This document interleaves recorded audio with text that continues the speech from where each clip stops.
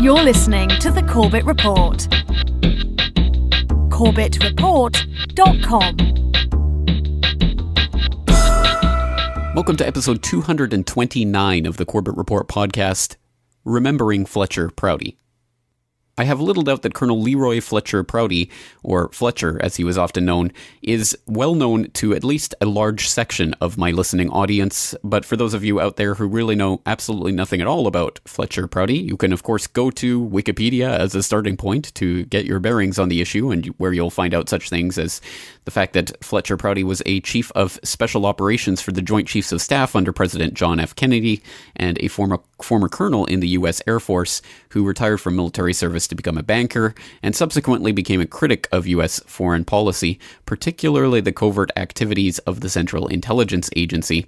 And for those of you who are a little more interested in some of the deeper background of Fletcher Prouty and his work, you can go to the Colonel L. Fletcher Prouty reference site at prouty.org, where you will encounter this biography. It says the Colonel L. Fletcher Prouty reference site is a focal point where researchers can locate and retrieve articles, books, videos, and tapes on a variety of subjects which Fletcher has written and participated in. Colonel Prouty spent 9 of his 23-year military career in the Pentagon, 1955 to 1964, 2 years with the Secretary of Defense, 2 years with the Joint Chiefs of Staff, and 5 years with Headquarters, U.S. Air Force. In 1955, he was appointed the first focal point officer between the CIA and the Air Force for clandestine operations per National Security Council Directive 5412.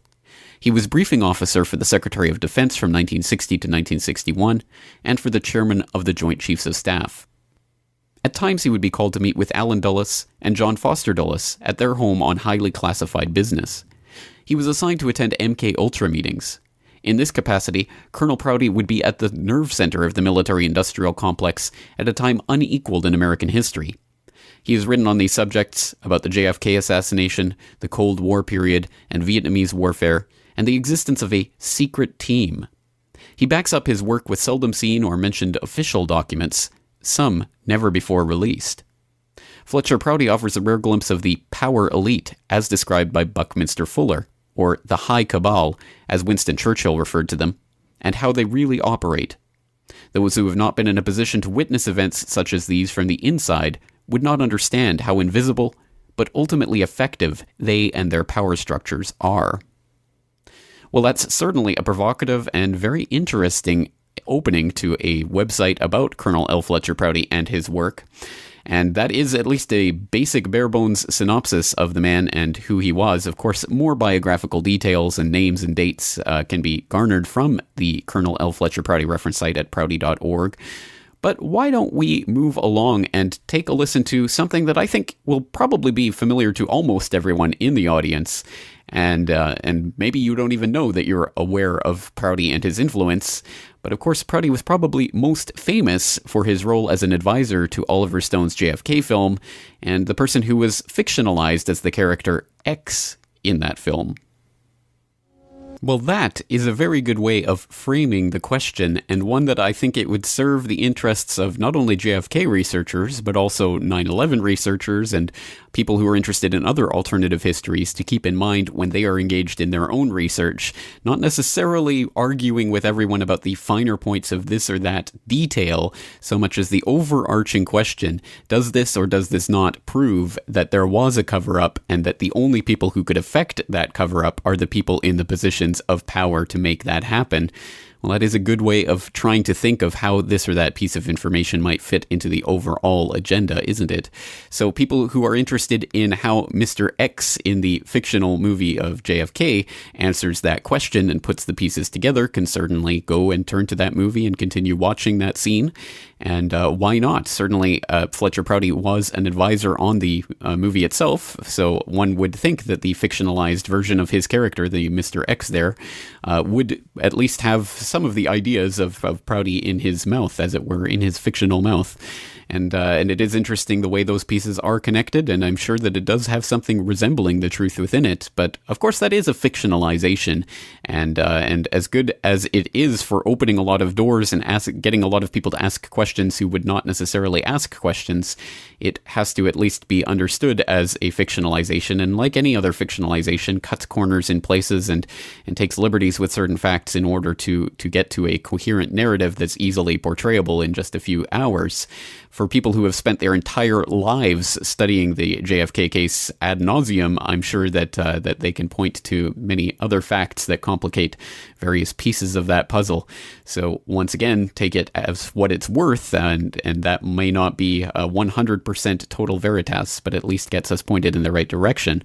But for people who are interested not in the fictional Fletcher Prouty, in the fictionalized JFK movie about the Garrison case, and the Garrison investigation into the murder of JFK, it would perhaps be best to start to turn our attention towards Fletcher Prouty himself.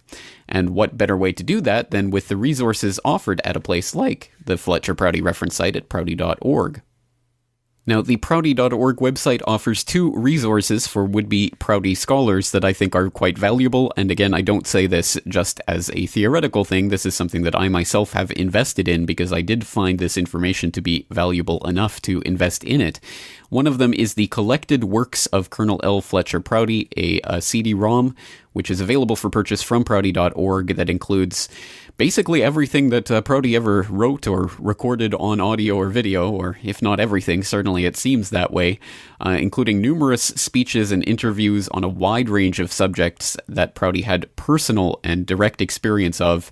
Everything from, of course, the JFK assassination to such topics as the Gary Powers U-2 flight, to mind control, MKULTRA, and the Dr. Ewan Cameron, to Flight KE-007, which we've talked about on a previous episode of this podcast, information on how FOIA really works, all sorts of information about the CIA and the secret team, the actual books, the two books that he is best known for, which are The Secret Team, which for a long time was out of print. It's currently back in print, but it is available right here on the Collected Works of Colonel L. Fletcher Prouty.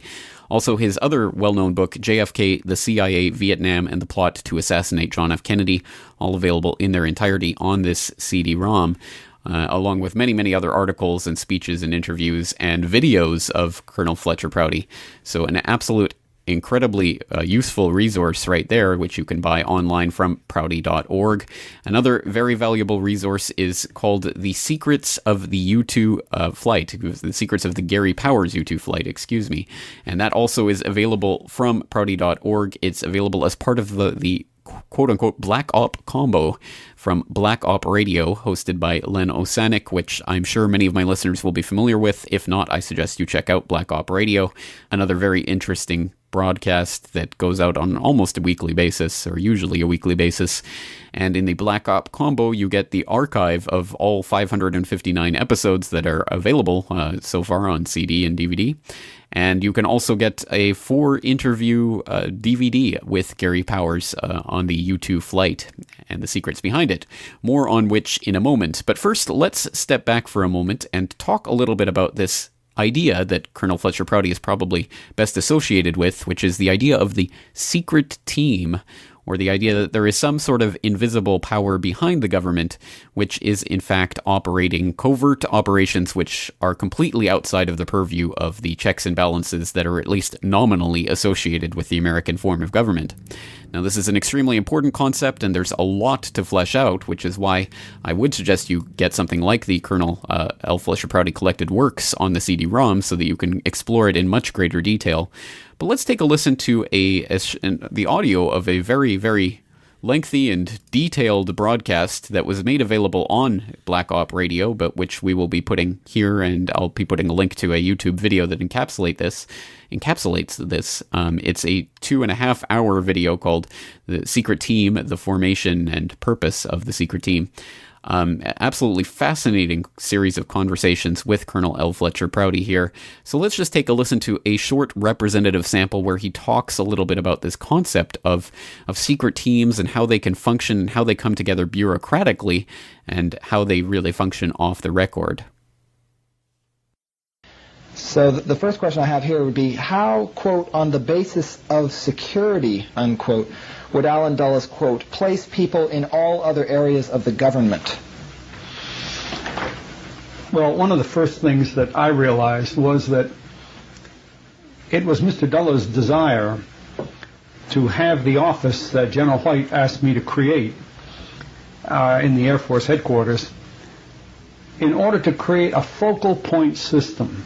And as Mr. Dulles told me later, he said, I don't want various people from my agency going into the Pentagon and dealing with different people there, and therefore uncovering the activities of the CIA to a large number of people, because obviously such a ring would then proliferate to others, and if they wanted submarines, they'd have to bring in some Navy people, and if they wanted helicopters, they'd have to talk to some Army people. He said, I want a focal point. I want an office that's cleared to do what we have to have done, an office that knows us very, very well, and then an office has access to a system in the Pentagon, but the system will not be aware of what initiated the request. They'll think it came from the Secretary of Defense. They won't realize it came from the Director of Central Intelligence. So you see, the Dulles philosophy was to control the focal point area. This led then to the creation of focal point offices everywhere. And as I established this Tab 6 organization, we called it, in every major staff area within the Air Force, because that was my jurisdiction at the time, I would have cleared people, another focal point, you might say a sub-focal point, a person I could go to who had been given ahead of time the authority to do whatever it was that he was authorized to do. And we stressed that authorized business. He would have to be sure he had orders either from my office or directly up to the Chief of Staff, and that we knew what we were doing for CIA. Well, this leads to another step you might call breeding. We had to work with various agencies of the government, not just the Defense Department. We had to have contact points in the State Department, in the FAA, in the Customs Service, in the Treasury, in the FBI, and all around through the government, up in the White House. And gradually we wove a network of people who understood the symbols and the code names and the things we were doing and how we handled money, which was the most important thing. And then we began to assign people there who those agencies thought were from the Defense Department, but they actually were people that we put there from the CIA. This led to the creation of a system of powerful individuals, people whose jobs were quite dominant in some of these other agencies, especially after they'd been there 2 or 3 years, because we put them in there by talking to the top man, the cabinet officer or the head of the agency, and we'd say, this man is being placed here so that he can facilitate covert activities and so that he can retain the secrecy that's required, and he will keep you informed at all times. Well, in the bureaucracy, the top people move faster than anybody else, not the bottom people. And so the man we had explained that to maybe a year and a half earlier would be transferred or leave the government, but our man is still there. So 1 or 2 cycles of that, and that agency might not even know that guy was there anymore. They would, and I mean, what his origins were, they would think he was just another one of their own employees. And as a result, he became extremely effective, because if we wanted something done, I remember a rather very sensitive operation that I needed some information on, and I needed it from the FBI. I didn't go to the FBI. I went to this guy that we had planted, and he got it twice as fast and in a much better form than I would have gotten from the FBI. Even though I was at that time working from the Office of Secretary of Defense, we had no trouble working with the FBI. It was just to facilitate it. These people became very, very adept. By the same token, people that were employees of CIA, agents, were assigned even in the Office of the Secretary of Defense. We had certain people there who were CIA employees. Ed Lansdale worked for CIA all his adult career. A person named Frank Hand worked there. Now, the people in the Pentagon thought they were ordinary military employees. They didn't realize Well, just to give you an example, Colonel Lansdale was a full colonel in the Air Force. That was his cover story. And he had been a full colonel for a few years. And the Air Force was promoting some men to general. The question came up, would Lansdale be eligible? And I told Mr. Dulles personally, I said, you can make Lansdale a general if you just write a letter to General LeMay, because you're going to pay the bills anyway, and not the Air Force. A few days later, I got a call from General LeMay's office. He called me in, and he had the list of men that the Air Force was promoting to general. And as I recall, it was only 13 or 14 officers, and LeMay, being General LeMay, knew every one of them except one. I know who the hell he is. I'm not going to promote him to a general. And I said, well, don't you have a file on him? He said, yes. He opened it up, and the top letter was from Allen Dulles. I said, he's a very important man for Allen Dulles. It's okay, I'll promote him. Just like that. Well, that's a good way to get a promotion, you see. But that created a very important job within the structure of the Office of Secretary of Defense. Frank Hand had been there for years in the same way. Frank was a civilian of...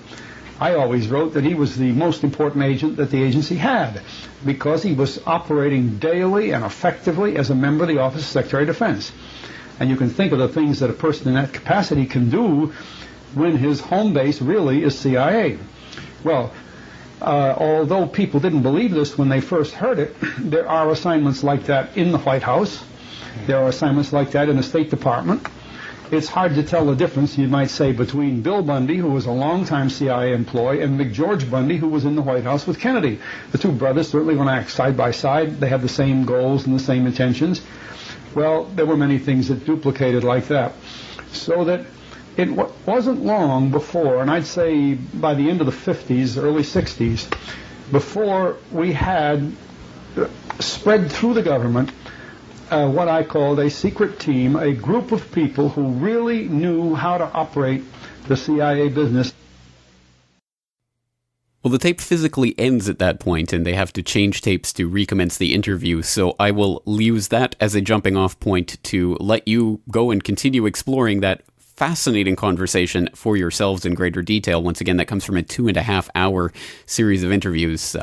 So that is just a little piece of the bigger puzzle. But I certainly hope that you were paying attention during that clip and really caught on to the significance of what Colonel L. Fletcher Prouty was revealing there from his inside position, his first-hand knowledge of what happened inside the Department of Defense. And with these well-placed CIA strategic assets, and not just any assets, but of course personal friends of Allen Dulles. And I think many of you out there will know Allen Dulles and his importance in the bigger scheme of things. But just to see how it physically works and how the bureaucracy actually plays out in a system like that is mind-boggling and chilling, and really reveals so much of the whole plan and the agenda and the way it operates just in and of itself. Just knowing that these people infest all the different layers of government, from the Department of Defense to the White House. Some really staggering things revealed just in that 7 or 8 minutes interview, of that clip of that interview. So once again, just so much to cogitate on about this concept of a secret team, this rogue network, whatever you want to call it, that operates nesting itself within the corridors of power, and then using the puppet administration, or whoever the flavor of the week in the White House is, as the cover for what is really going on at a much deeper level.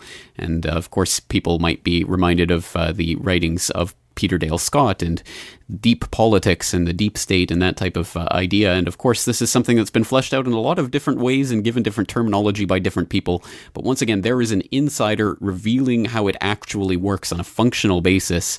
So I guess you can be reserve skepticism and think, well, maybe he's just lying to us about all of this. And by all means, reserve skepticism and go and look up some of these facts for yourself and see if you can connect some of the pieces from other pieces of information from other people. But once you do so, and you find this absolute incredible spider web that's been woven by the intelligence agencies, and not only that, but specific factions within them, I think it really does put an entire perspective on how this entire agenda can be worked on and rolled out from behind the scenes and from these agents that are nested within certain levels of government. And it has nothing to do with government itself per se. Government is just the big stick that these particular factions can wield as it suits them, with their agents of influence, their focal points within various departments and ministries. Extremely, extremely interesting stuff. But let's move on from that topic, which, again, I do suggest you go and explore at more length in your own time. Let's turn to another fascinating topic, and something that, again, Colonel Prouty has personal experience with that he can reveal and shed some light on. A very mysterious incident that perhaps from an outside perspective to this day still doesn't make sense, given what we know in the public record and on the Wikipedia milquetoast bland offering of this history. And that's the 1960 U-2 incident. Of course, this is the shoot down, or so we're told, of the U-2 spy plane over Soviet airspace back on May 1st, May Day. Once again, a very interesting date, as people who listen to the recent New World Next Week will remember. May Day of 1960, and it came at a very, very crucial time during an East-West summit in Paris, and very, very interesting incident. And of course, there is much, much, much more to this incident than we are presented with in the official history books. So let's turn to at least a section of what, once again, is part of that Black Op combo, which includes the collected works of L. Fletcher Prouty and the secrets of the Gary Powers U-2 flight. Let's turn to that DVD, the 1-hour DVD that it contains 4 interviews with Colonel Power on the U-2 flight, for a little bit more background about what really took place over Soviet airspace that day. On May the 1st, 1960, a U-2 unarmed reconnaissance plane took off to fly a spy mission over the Soviet Union. The pilot was Francis Gary Powers, who was employed by the CIA and was claimed to have been shot down by the Soviet military at 70,000 feet, approximately 1,200 miles inside the Soviet Union. In the following days, Nikita Khrushchev exploited the U.S. government's cover story and walked out of the summit meeting in Paris on May 16, 1960.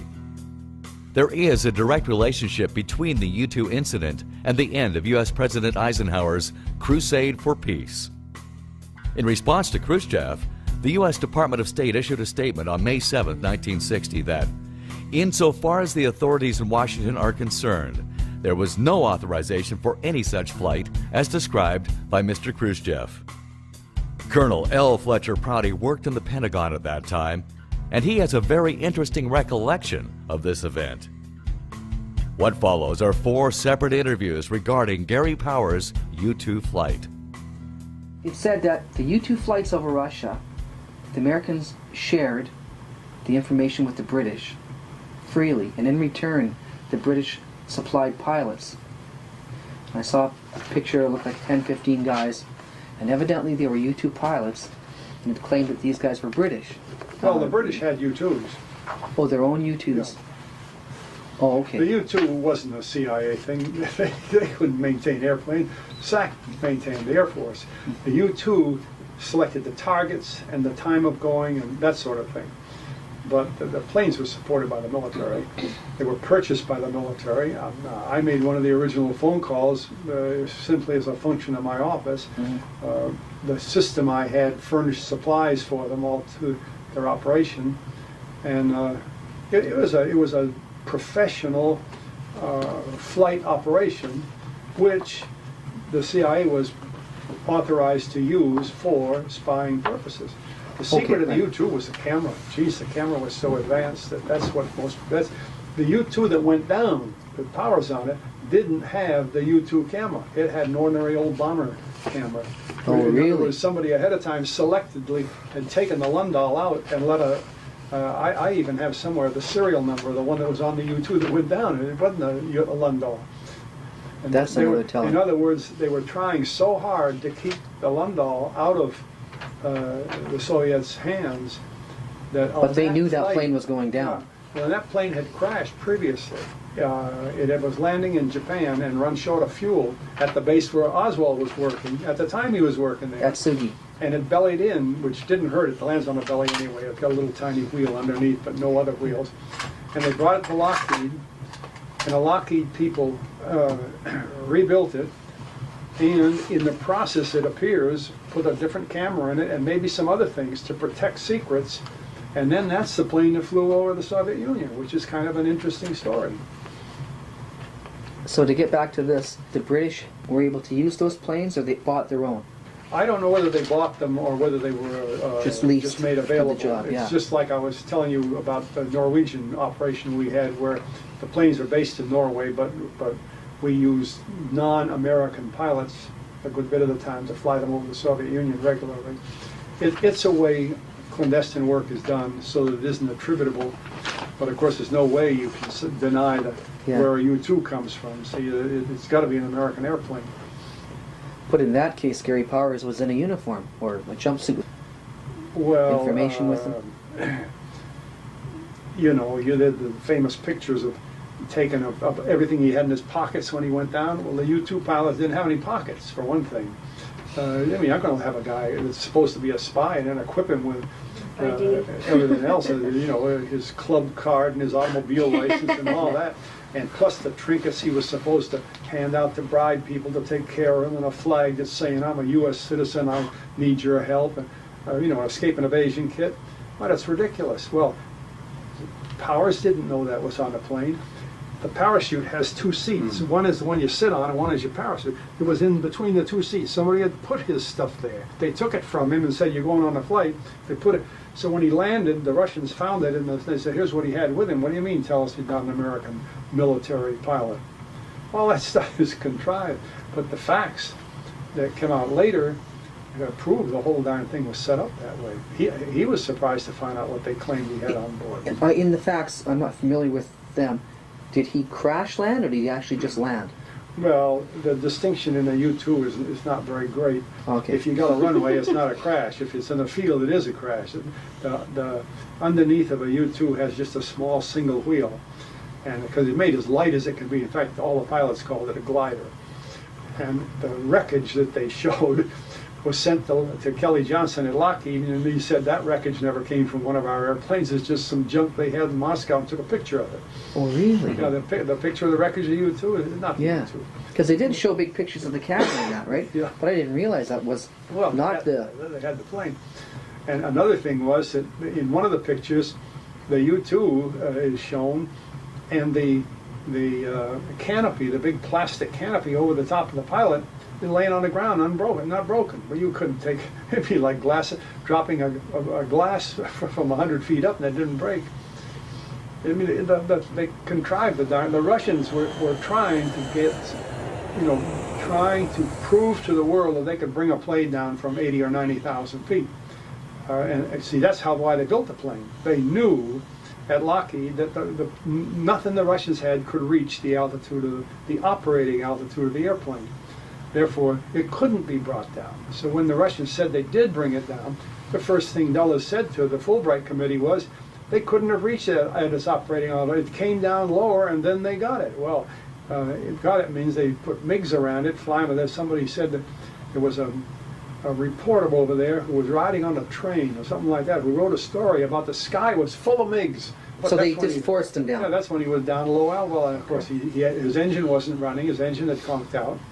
See, the U-2 had to have special fuel. Hydrogen? And the special fuel was combined. The JP fuel, the ordinary fuel we use like in an airline airplane, and hydrogen, raw hydrogen. And the hydrogen tank only had half enough. So when it ran out, the plane came down right halfway on the flight. In the middle. Yeah, predictable. Right in the heart of the Soviet Union. But it's your position that Alan Dulles didn't know that they had put all this identification in there, or even that the flight was being run. Well, I don't think I ever said I wrote that. Because no, you didn't write it. There's no way to know. It appeared to me that the U-2 people were the most surprised people in the world to find out that plane is up there. The plane was sent by some other motivation, which was very limited, and got it in the air because my office was across the hall from the U-2 people's office. And I provided support. And that morning when I came to work, their office was bedlam. And I wondered, what's the matter? And finally one of the guys said, we just lost the plane. If they lost a plane, they wouldn't have been all shook up. You know, they would have known it was lost. They were shook up because they didn't know a plane was in the air. That's what bothered them. And another thing you should know about this kind of work is the office directly across from me was called Cover and Deception. Every time there's an operation, you have another office saying all the different ways that it couldn't possibly have happened. You know, like robbing a bank. You work out your cover story ahead of time. So you go rob the bank and you have your friend in Las Vegas saying, "Oh no, my friend was with me. We were in room 110, and you know, we couldn't have possibly been robbing a bank. We were out in Las Vegas."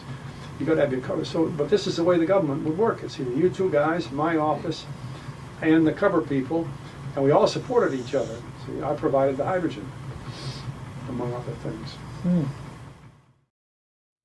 Well, once again, we will be forced, in the interest of time, to cut that clip short. It does go on for an hour, and there are many, many other fascinating aspects of the U-2 flight that are explored in that conversation, and it is available freely online. Black Op Radio has posted it to their YouTube site. Of course, it is also available via the Black Op Radio combo on prouty.org, so I would direct your attention in that direction once again. But just to expand things out and to show that Colonel Prouty just touched on a remarkable range of subjects in his speaking and writing, let's turn to another fascinating clip from an interview with Colonel Prouty, this time on a very, very different subject, the subject of peak oil and oil as a fossil fuel.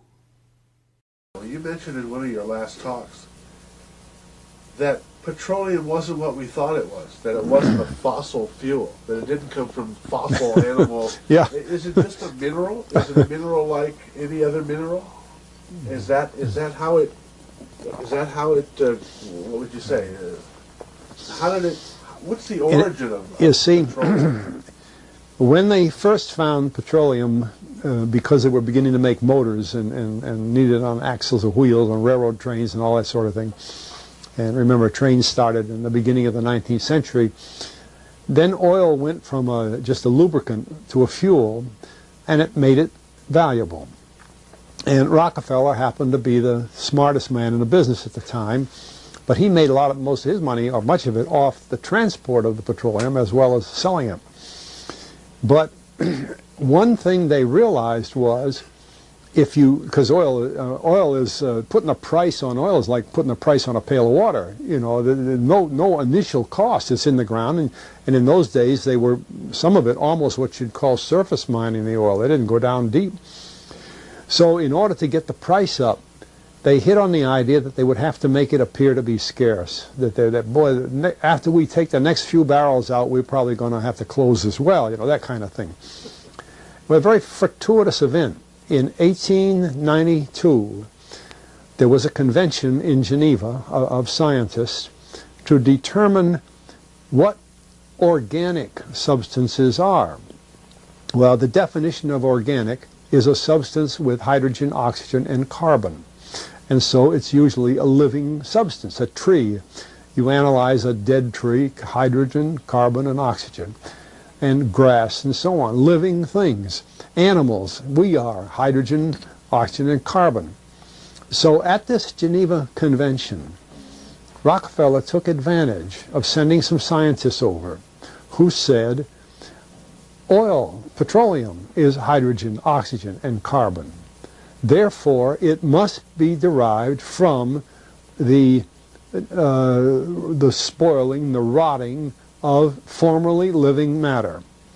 And playing the game properly, when this scientific convention was over, they defined oil as the residue from formerly living matter. Well, that makes it a fossil fuel. I don't know why they decided to use the word fossil, but it says formerly living matter is fossil. Well, of course, today, and another thing we should know is that there has never been a fossil, a real fossil, found below 16,000 feet. And you can't argue at 16,000 there's a level line, because someplace the ground sinks and so on. But 16 is what the scientists say, 16,000. We mine oil, or we drill for oil, at 30,000, 33,000, 28,000 every day of the week. So right there we rule it out that it isn't fossil fuel. It's called fossil fuel for the minds of the public to feel that it is an asset that is running out, being depleted. We talk about depletion allowance, which is a lot of, and actually, if you know the world's oil supply, you know that it is not going to run out for an awfully long time. It is the second most prevalent liquid on Earth. And we haven't begun to dig. Well, with all that background, you see, the people in charge of the petroleum business, for perfectly reasonable business things, like any other man in a business, wants to keep his price as high as he can get away with. And the way to do is just say, well, there's no more. The last barrel is going to cost $1,000, and then it's all done. And they preach that stuff. What bothers me is that in geology books, it's in there. The geologists say it's a fossil fuel. They've been bought. I mean, I went to a 4-year federal staff energy seminar run by the government of the United States during the so-called energy crisis. I was the participant that represented the railroad industry. The airline industry was there. Every AA, administrative assistant of senators and congressmen, was there. The CIA was there, the Defense Department was there, the State Department was there. Sometimes sitting right in front of me in the row would be Henry Kissinger with his friend, the head of Department of Defense. It's too bad I can't put the names with them. But anyway, people like that, top men in the government, sitting there listening to the Federal Staff Energy Seminar.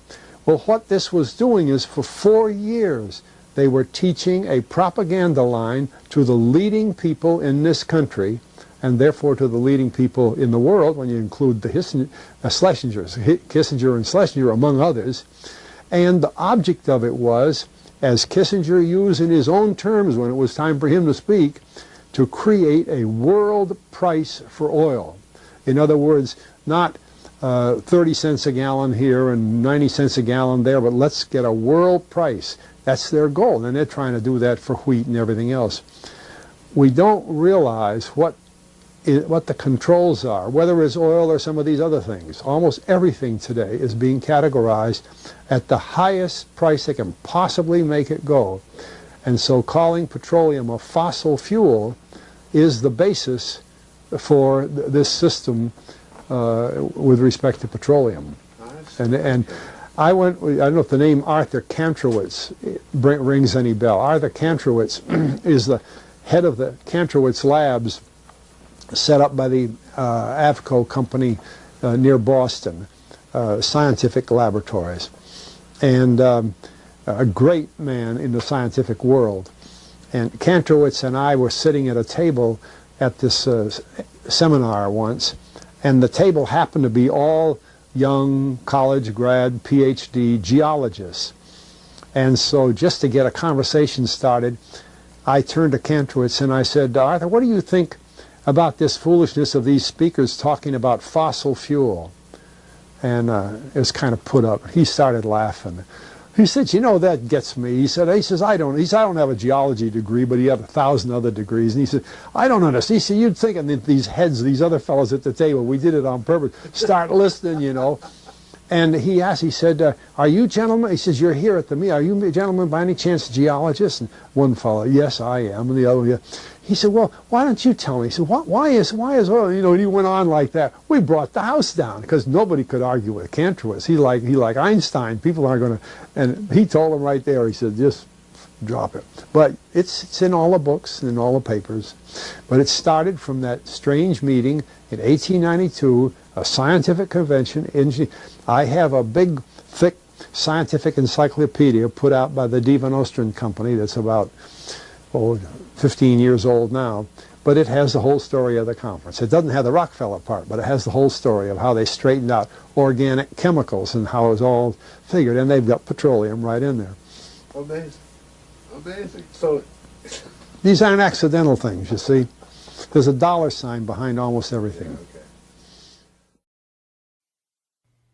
Once again, a very controversial but a very interesting subject, and one that we have explored in bits and pieces over the podcasts available at CorbettReport.com.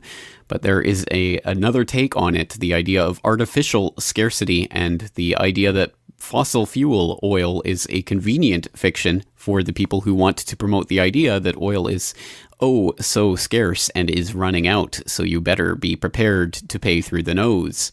Well, once again, I don't ask you to take anything that I say or anything that anyone who is featured on this podcast says for doctrine. You should go and look up all of the arguments for yourself. But at any rate, there is another perspective on it. Well, once again, if it seems that we've been rushing through a wide range of subjects today, that is only because I am trying to pique your curiosity and to give you at least a taste of what the Colonel Prouty brought to the table through his own experiences and his own research. And I think you'll agree that he does have just quite a range of information and some very interesting information at that. So certainly I hope that you will go and explore this information in greater detail through the various resources that are available online, including at prouty.org. But let's turn, on that note, to a conversation that I had the pleasure of conducting in the very recent past with Len Osanic, who is the curator of the Colonel L. Fletcher Prouty reference site and is also the host of Black Op Radio at blackopradio.com. And he was the interviewer during that U2 Gary Powers clip that we listened to earlier in this podcast. And perhaps he will be familiar to some of you. To those who he is not familiar, once again, I would direct you to blackopradio.com so you can become more familiar with his work and his interviews. Always some fascinating conversations and facts being brought to the table on a weekly basis there, so I hope people will go and check into that. But now let's take a listen to a clip from an interview that I had the pleasure to conduct with Len Osanic recently on this topic of Colonel L. Fletcher Prouty, who he was as a human being, and the work that he contributed, really what his legacy is for all of us coming along in the wake and trying to piece the pieces of the puzzle together again. Well, certainly Colonel Prouty's work does help us do that in a number of different ways. So let's listen to this section of this interview that I conducted with Len Osanic. Once again, you can download the interview in its entirety at corbettreport.com. But let's listen to a section where we're discussing Colonel Prouty, who he was as a human being, and his legacy. Well, let's step back for a minute. For those people out there who don't know about Colonel Fletcher Prouty or his background, let's talk a little bit about him and his career at the Pentagon. Sure. Well, in World War II, he ended up being a VIP pilot. He had a very good disposition, as I mentioned. He was well liked by everyone, very articulate. I think he was an English major. So he had this good personality, and generals, once he got onto this job of flying VIPs, they all liked him, and he said he'd leave his co-pilot, once they were up in the air, to continue the flight, and he'd go back and sit and chat with them, and he became very good friends with a lot of influential people. So when World War II ended, and he was in the Air Force on various tasks, he was well thought of. So when a chance for promotion, or just to associate with some of these influential people, he was picked many times for a lot of jobs, and being a VIP pilot, I think, was the catalyst for all that. And then he came into the special new office that was they called it Team B, and what it was when the CIA was being formed after 1949, I think into the 50s. They discovered that they were duplicating a lot of jobs, and they had to coordinate things so there wouldn't be mistakes and people walking over each other. So they set up this office where the CIA representative would meet with the Air Force and the Marines and the Army and the Navy, and when they would brief people saying, we're doing this operation, we're flying 3 people in here, and we need to be picked up by a submarine, and they would coordinate that effort. So it was mostly in clandestine work, and that's what Fletcher was, the Air Force representative. And so he was a focal point officer, that's what they called him, and this was called Team B, and it was very high up in the Pentagon. I think he said there's like 35,000 people there. He was one of the top 52 cleared for the daily morning briefings. So along with the Joint Chiefs of Staff, then there's a group of briefing officers that present what's going around in the world or their operations. And when he was asked by Alan Dulles to come on there, Alan Dulles sent him on a tour of all the chiefs of stations around the world. I think he visited 82 countries. because he said, when you pick up a phone, I want you to know that you're talking to some guy in a desk, but if it's in Greece and Athens or somewhere else, I want you to know really where that guy works and what the situation is. So Fletcher took this world tour of all these CIA stations and got to meet the people personally, so that when he went back to the Pentagon and he was dealing with these people, he would have a good, clear picture of what was going on.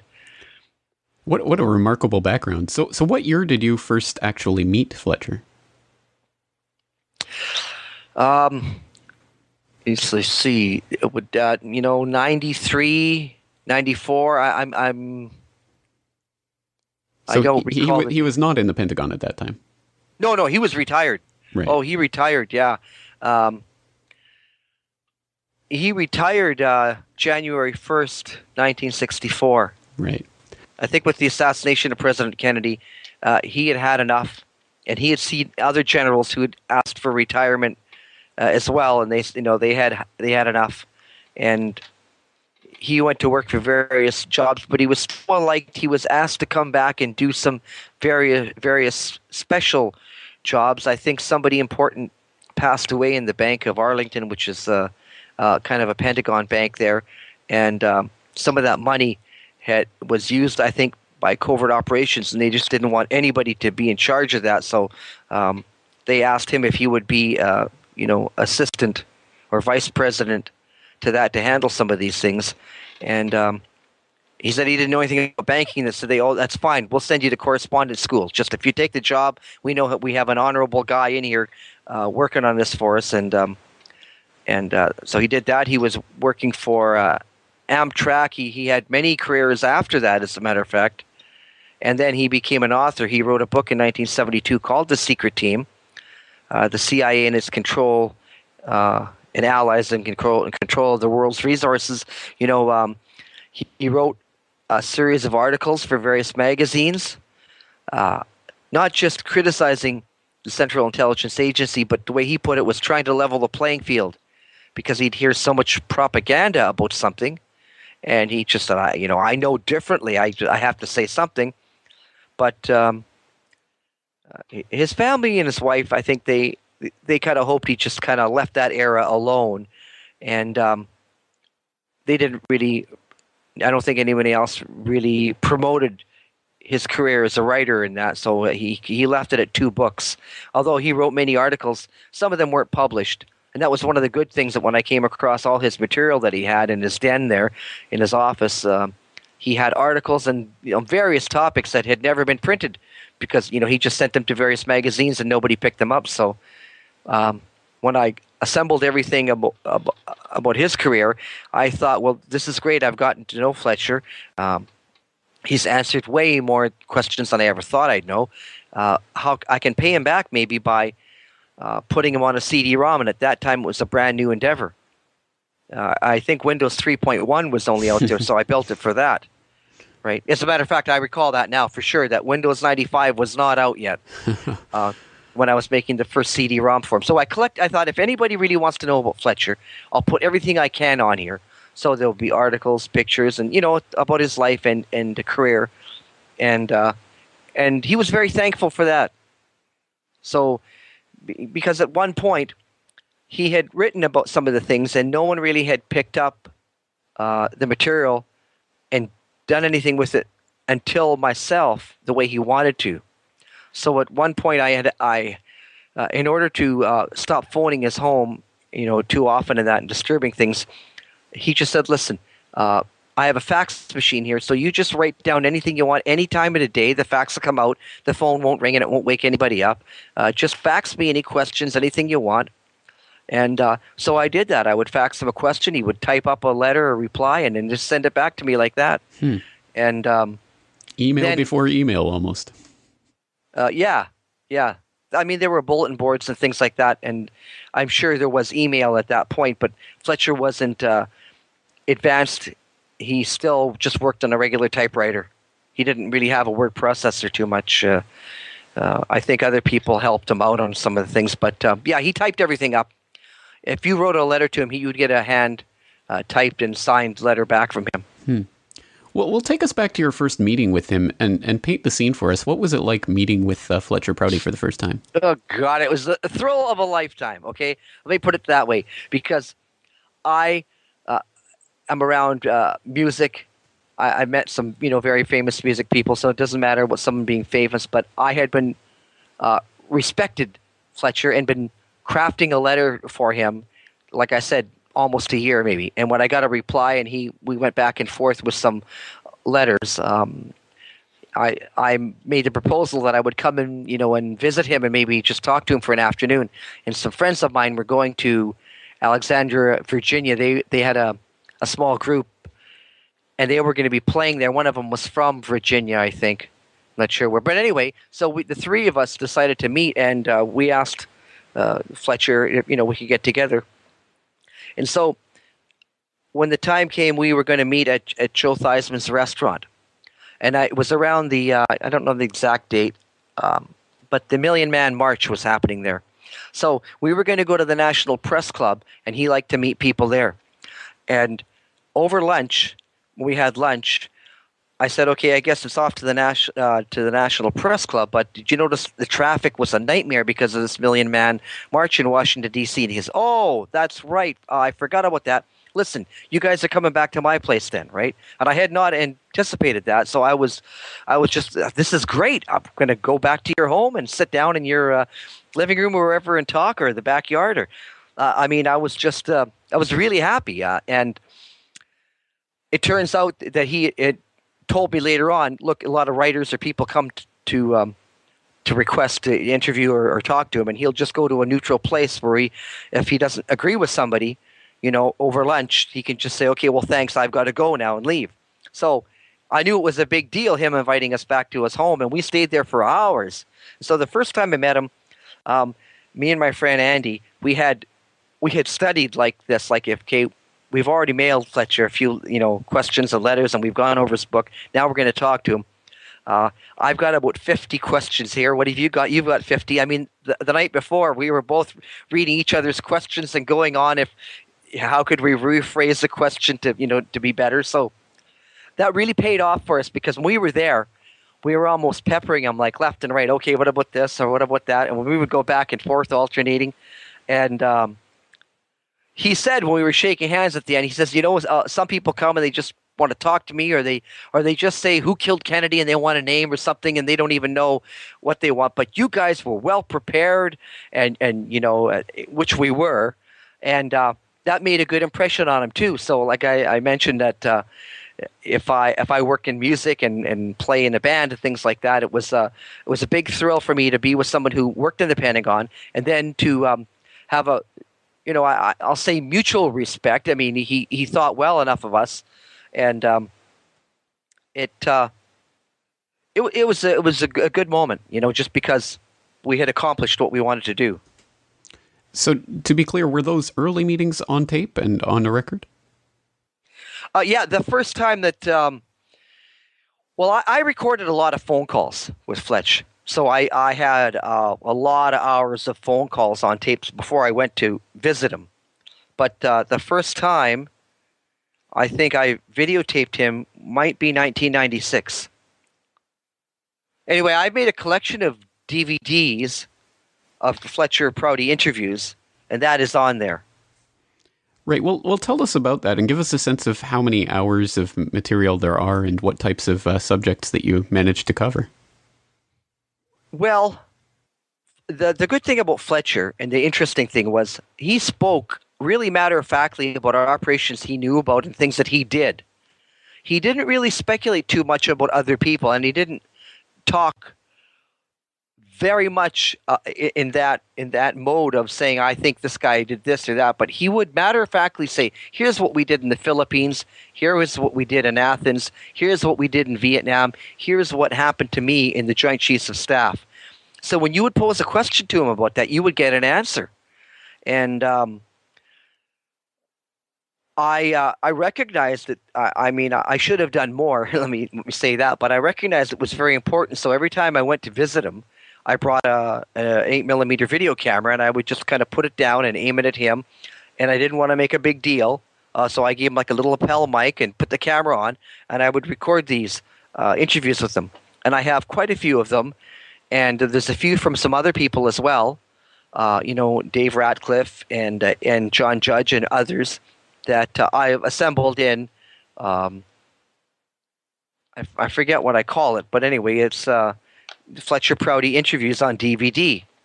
So I must have 16.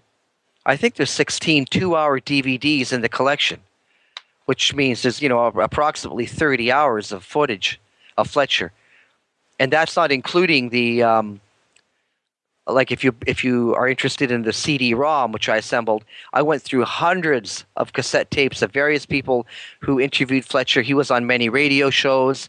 He was on some radio shows with me, as a matter of fact, and I collected everything I could. So there must be 10 hours of audio on that, and then there's about 45 minutes of video on the CD-ROM. But on the DVD that you just mentioned, I have a set which I sell, and it's there's 16 of them, and it's approximately 2 hours on each DVD. So there's quite a bit of information available on Fletcher. Well, what a remarkable resource that is, and it's so great that someone was able to get that down on record before he passed away. But the obvious question for a lot of people is, why would someone who was involved in these operations and presumably implicated in some of them to some extent, why would he open the kimono, so to speak, on these types of things? And why would he be so open with someone about this when obviously so many other people obviously never talk about what they were involved in or what was really going on behind the scenes? Well, I can't answer that exactly. I can tell you my experience.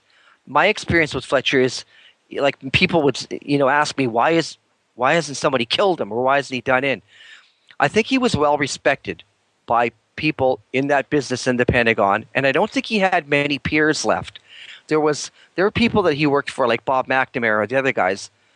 They were all onto other avenues, and they weren't really, I don't think, that concerned with the 55 to 64 era. The things that he talked about, you would have to be quite a student of history and American foreign policy to even pose the questions. I remember one time sitting in his backyard talking about something with him, and he kind of smiled and looked up and he said, Len, I think there's only 1 in a million people that would even know this name. And I said, well, I'm still interested. Tell me about him, But it was, these are things in history that very few people talk about.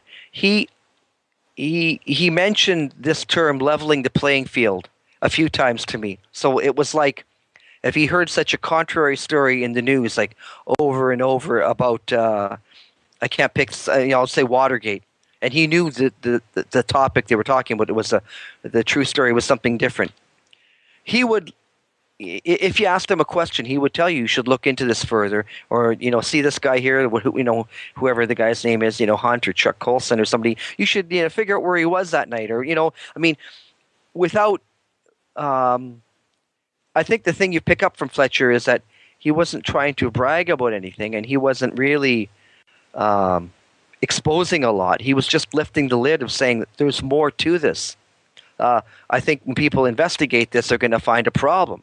And the problem would be like with black budgets, unlimited spending, his experiences with people in oversight committees trying to find the truth about something and not even wanting to know. An example would be something like that when he was a briefing officer and he was told to go to some senators and report what was going on. They didn't even want to talk to him about it. And his feeling was that if something went wrong, they didn't want to be the only guy in Congress that knew about it, and they would take the blame as well. So he said, listen, now whatever that operation, if Alan Dulles is in charge of that, it's good enough for me. I'm signing off. And he said, but I'm here to brief you on it. It's fine. I'm busy. I don't want to know about it. So some of the things he's writing about is those experiences there that when years later people are saying there's been a problem here with the way government has been acting and reacting. He would answer your questions, but I don't think that See, it's strange, like you're saying, there's not too many people who wrote about this or would even speak to anybody.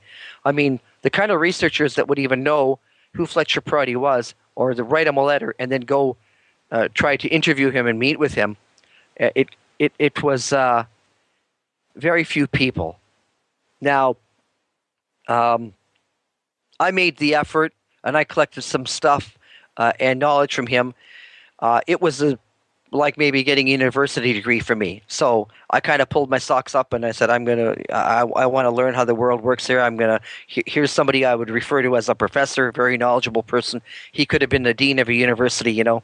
So that was just my experience with him. Once again, Len Osanek of Black Op Radio and the curator of the Colonel L. Fletcher Prouty reference site, talking about his personal experiences interviewing and corresponding with Colonel L. Fletcher Prouty. An absolutely fascinating conversation, so I hope you will go and listen to the entire conversation in the CorbettReport.com interview archives. And certainly check out Black Op Radio for the ongoing interviews that Len Osanek conducts with a range of researchers on a range of topics, although quite a bit on the assassinations of the 1960s. Once again, a valuable resource. But certainly, if today's episode has at all worked to pique your curiosity or your interest in Fletcher Prouty and his work, then it is mission accomplished for myself. That is, of course, the point of today's episode, to bring your attention to this very, very important, not a researcher, but a person who was actually involved in the events that we're speaking about and has some personal experience to bring to the table.